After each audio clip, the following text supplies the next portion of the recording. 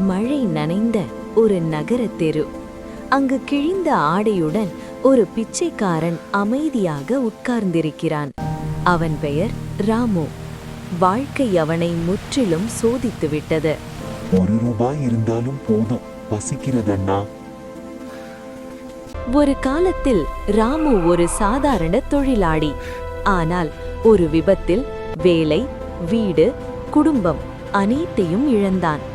வாழ்க்கை அவனை தெருவுக்கு தள்ளியது. வாழ்க்கை ஒரு நாளில் மாறிவிடும், யாருக்கும் தெரியாது. நகர மக்கள் அவனை பார்க்காமல் கடந்து செல்கிறார்கள். சிலர் அவனை அவமதிக்கிறார்கள்.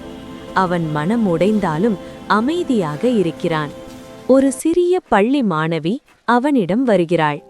தன் மதிய உணவை அவனுடன் பகிர்கிறாள். அந்த நிமிடம் ராமுவின் கண்களில் கண்ணீர். தாத்தா, நீங்க சாப்பிடுங்க. நீதான் இன்று எனக்கு தேவதை. ஒரு நாள் ராமு தரையில் ஒரு பெரிய பணப்பையை காண்கிறான். அதில் நிறைய பணம். அவனுக்கு அது வாழ்க்கையை மாற்றும் வாய்ப்பு. இது என் பசியை தீர்க்கும், ஆனால் இது என் பணம் இல்லை. ராமு அந்த பணப்பையை உரிமையாளரிடம் திருப்பிக் கொடுக்கிறான். அந்த மனிதன் அதிர்ச்சி அடைகிறான். ஒரு பிச்சைக்காரனின் நேர்மை அவனை நெகிழச் செய்கிறது.